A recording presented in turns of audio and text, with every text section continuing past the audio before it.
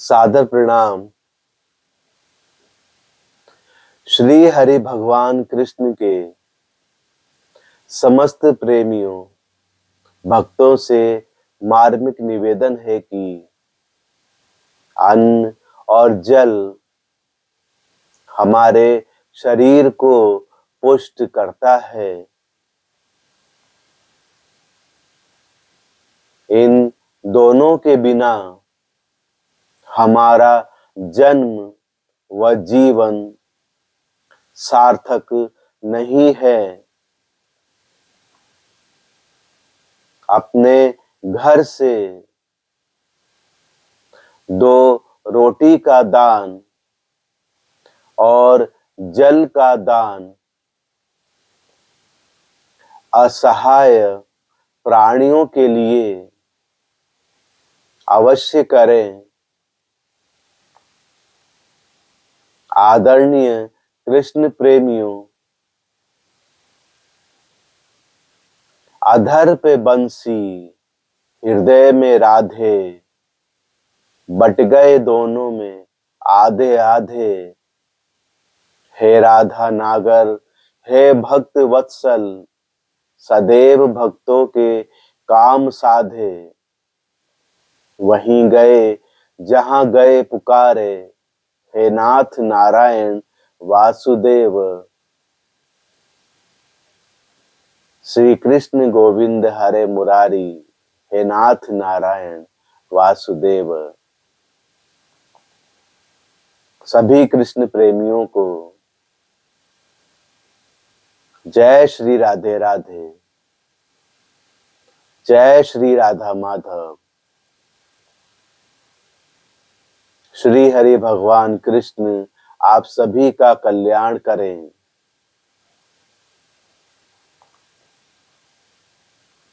आज का श्री हरि चिंतन हमें भेजा है कोटा राजस्थान से श्रीमती गायत्री देवी जी ने।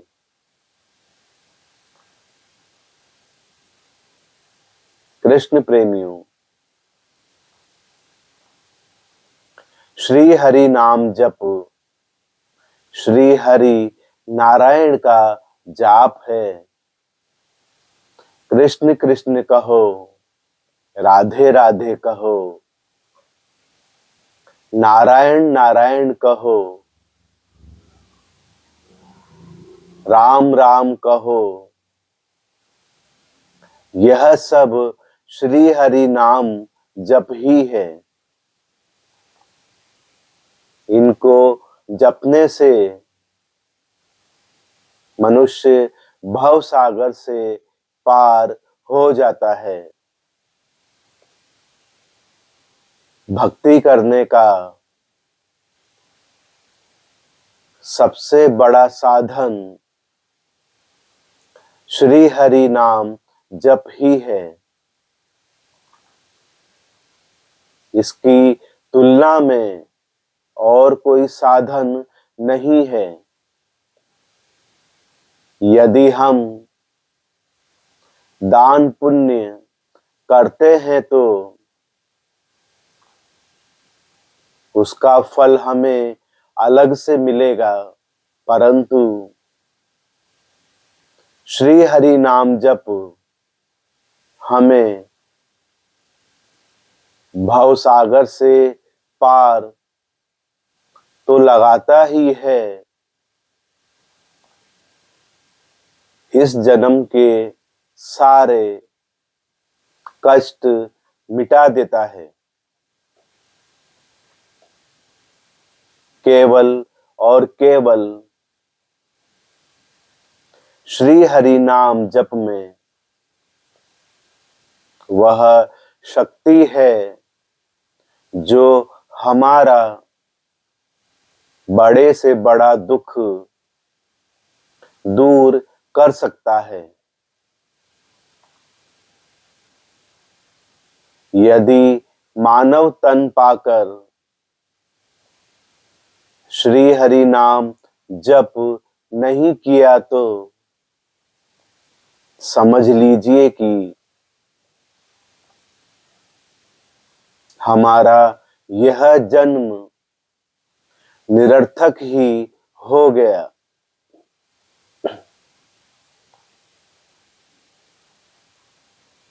श्री हरि नाम जप नियम से कीजिए। यदि हमें कोई भौतिक दुख से अथवा भौतिक रोग से निकाल सकता है तो वह केवल और केवल श्री हरि नाम जप ही है।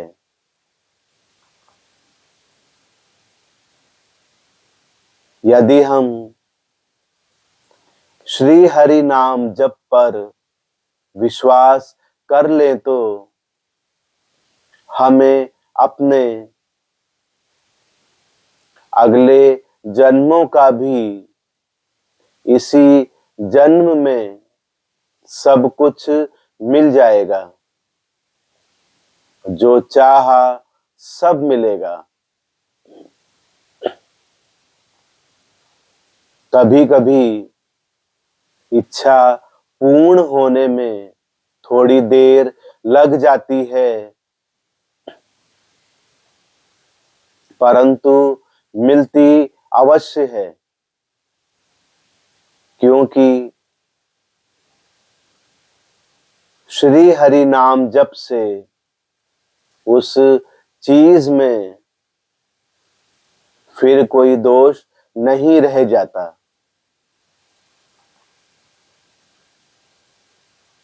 श्री हरि नाम जप और श्री हरि नाम संकीर्तन हमारे जीवन के हर रोग की, हर कष्ट के निवारण की महा औषधि है। श्री हरि नाम जप और श्री हरि नाम संकीर्तन से श्री हरि भगवान कृष्ण जितनी जल्दी प्रसन्न होते हैं, उसके मुकाबले अन्य कोई साधन नहीं है जो फल, ध्यान, योग, तपस्या अथवा अन्य साधनों से नहीं मिलता। वह फल केवल और केवल श्री हरि नाम जप और संकीर्तन से मिल जाता है।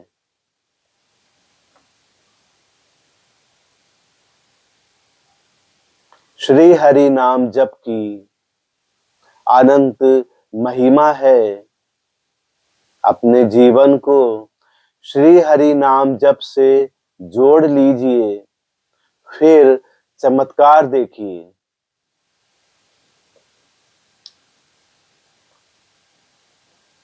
श्री हरि नाम जप हमारी आत्मा को पुष्ट करता है। इस संसार में सबसे बड़ी दौलत हमारा भजन श्री हरि नाम जप ही है। भजन का महत्व केवल एक श्री कृष्ण भक्त व श्री कृष्ण प्रेमी ही समझ सकता है, या मृत्युशैया पर पड़ा हुआ व्यक्ति समझ सकता है। मृत्युशैया पर पड़ा हुआ व्यक्ति सोचता है कि वह क्या करने आया था और क्या करके जा रहा है।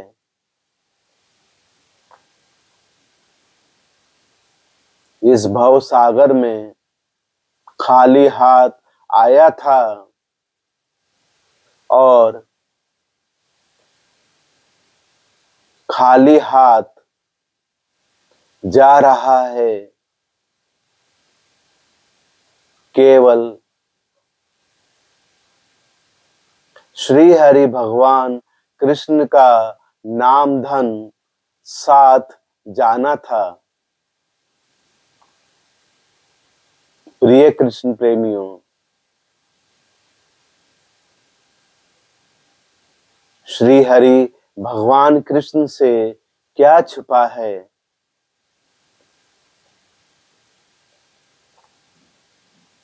वह कर्मों का फल देते हैं, लेकिन फल देने से पहले परीक्षा की भी परंपरा है।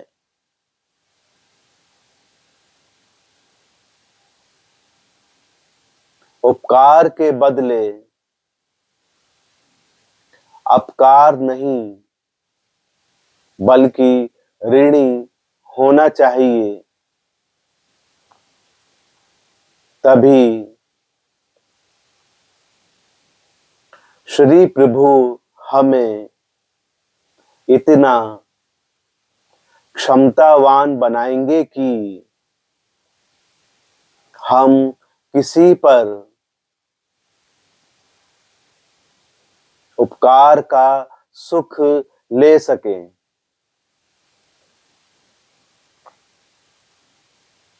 उसकी कृपा से ही हम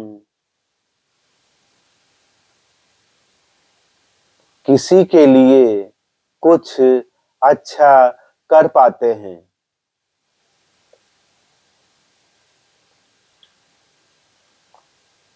हमें सदैव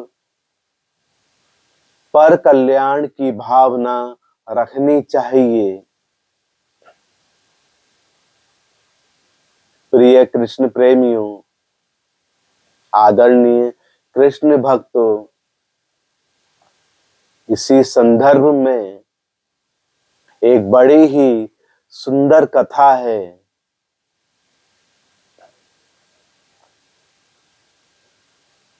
कुछ धनी किसानों ने मिलकर खेत की सिंचाई के लिए एक कुआं बनवाया। पानी निकालने के लिए सबकी बारी बंधी थी। कुआं एक निर्धन किसान के खेत के पास था, लेकिन उसने कुआं बनाने में धन नहीं दिया था, इसलिए उसे पानी नहीं मिलने वाला था। धनी किसानों ने खेतों में बीज बोकर सिंचाई शुरू कर दी।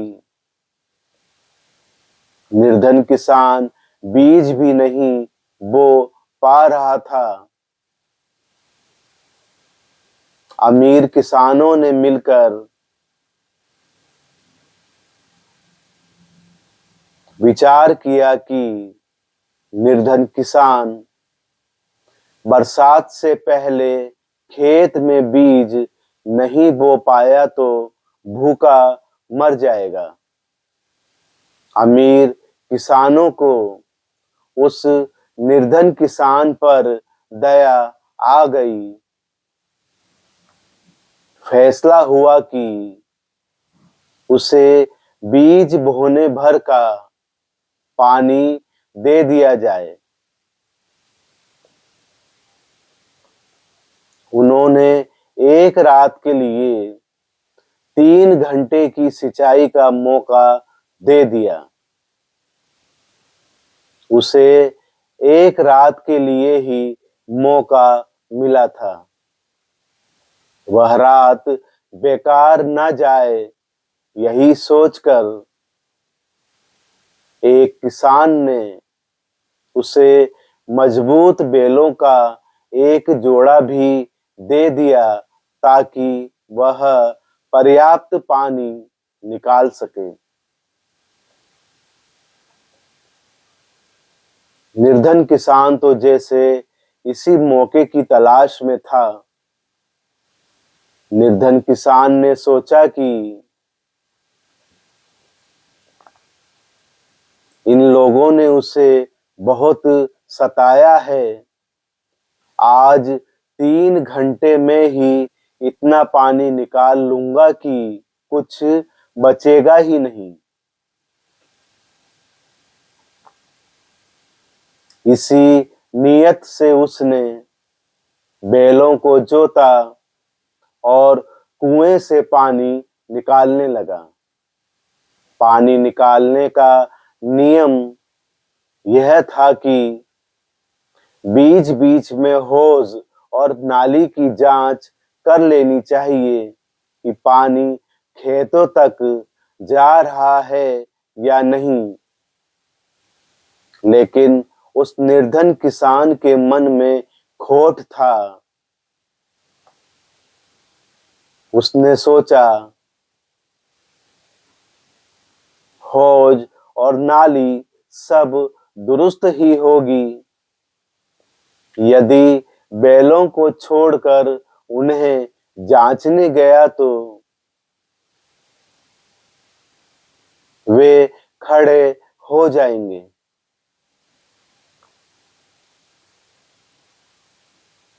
उसे अपने खेतों में बीज बोने से अब मतलब नहीं था। उसे तो कुआं खाली करना था ताकि किसी के लिए पानी बचे ही नहीं।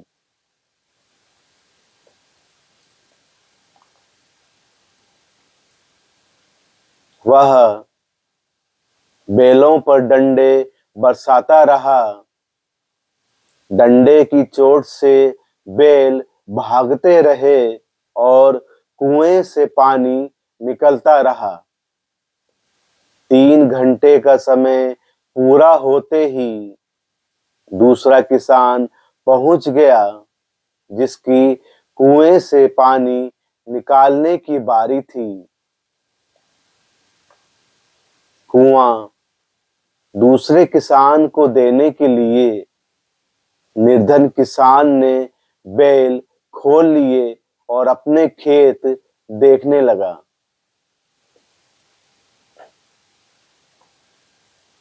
अपने खेत पहुंचकर निर्धन किसान रोने लगा, क्योंकि खेतों में तो एक बूंद भी पानी नहीं पहुंचा था। उस निर्धन किसान ने हौज और नाली की चिंता ही नहीं की थी। सारा पानी उसके खेत में जाने के बजाय कुएं के पास एक गड्ढे में ही जमा होता रहा। अंधेरे में वह किसान उस गड्ढे में खुद गिर गया। पीछे पीछे आते बैल भी उसके ऊपर गिर पड़े। वह चिल्लाया तो दूसरा किसान भाग कर आया और उसे गड्ढे से बाहर निकाला।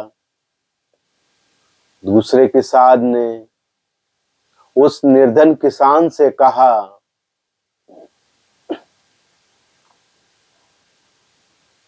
परोपकार के बदले नियत खराब रखने की यही सजा होती है। तुम कुआं खाली करना चाहते थे। यह पानी तो रिस कर वापस कुएं में चला जाएगा, लेकिन तुम्हें अब कोई फिर कभी ना अपने बैल देगा और ना ही कुआं। तुमने परोपकार और दया की हत्या की है। कृष्ण प्रेमियों, तृष्णा यही है। मानव देह बड़ी ही मुश्किल से मिलता है। हमें इंद्रियां रूपी बेल मिले हैं। हमें अपना जीवन सत्कर्मों से सींचने के लिए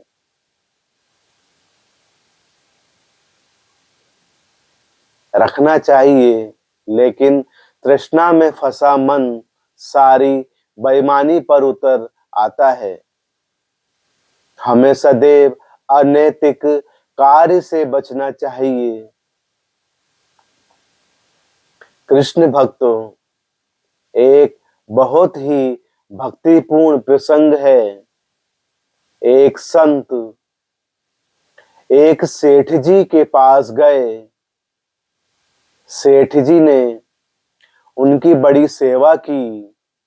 उनकी सेवा से प्रसन्न होकर संत ने सेठ जी से कहा, सेठ जी, अगर आप चाहे तो आपको भगवान से मिलवा दूं।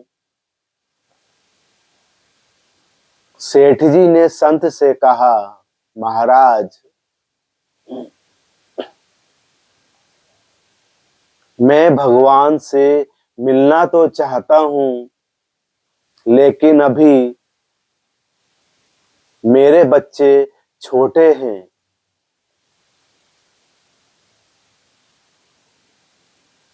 बच्चे कुछ बड़े हो जाएं, तब मैं चलूंगा।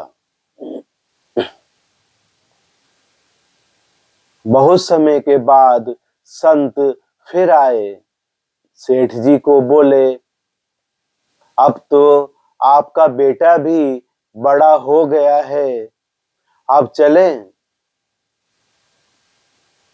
सेठ जी ने संत से कहा, महाराज, बेटे की सगाई हो गई है। यदि उसका विवाह हो जाता, घर में बहू आ जाती, तब मैं आपके साथ चल पड़ता। संत 3 साल बाद फिर आए। बहू आंगन में घूम रही थी। संत बोले, सेठ जी, अब चलें। सेठ जी संत से बोले, महाराज, मेरी बहू को बालक होने वाला है। मेरे मन में कामना रह जाएगी कि मैंने पोते का मुंह नहीं देखा। एक बार पोता हो जाए तब चलेंगे। कुछ समय बाद संत पुनः आए। तब तक सेठ जी की मृत्यु हो चुकी थी। संत जी ने ध्यान लगाकर देखा तो अपनी नई योनि में सेठ जी बेल बनकर सामान धो रहे थे। संत महात्मा बेल के कान में बोले, सेठ जी, अब तो आप बेल हो गए, अब भी भगवान से मिल लें। बेल बने सेठ जी ने संत से कहा, मेरे बेटे की इस दुकान का मैं बहुत काम कर देता हूं। मैं ना रहूंगा तो मेरा लड़का कोई दूसरा बेल रखेगा। दूसरा बेल खाएगा ज्यादा और काम कम करेगा। मेरे बेटे का व्यापार में बहुत नुकसान हो जाएगा।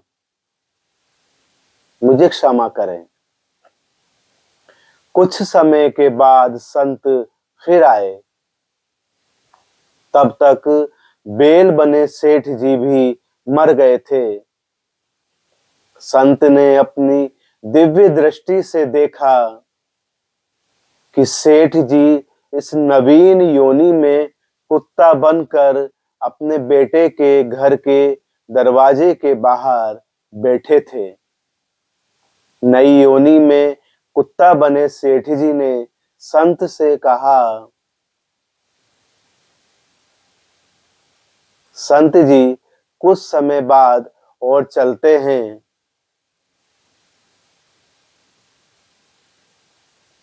महाराज, आप देखते नहीं कि मेरी बहू कितना सोना पहनती है?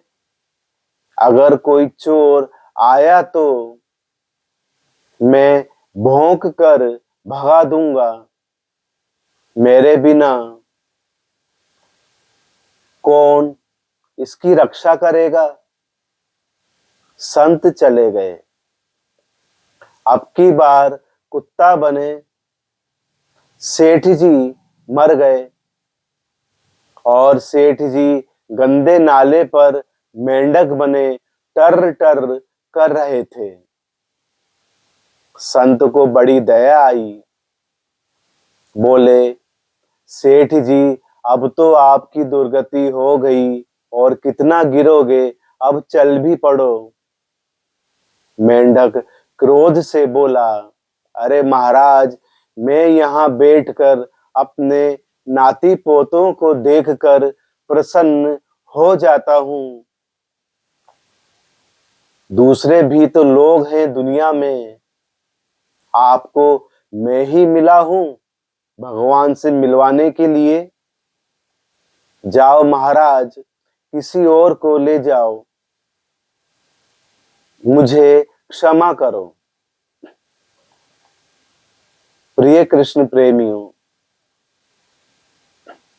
संत तो कृपालु हैं, बार बार प्रयास करते हैं, लेकिन उस सेठ जी की तरह हम भगवान से मिलने की बात तो बहुत करते हैं, लेकिन मिलना ही नहीं चाहते।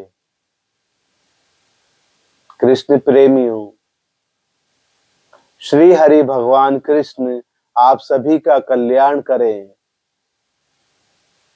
सभी कृष्ण भक्तों को जय श्री राधे राधे, जय श्री राधा माधव। हरे कृष्ण हरे कृष्ण, हरे कृष्ण हरे कृष्ण।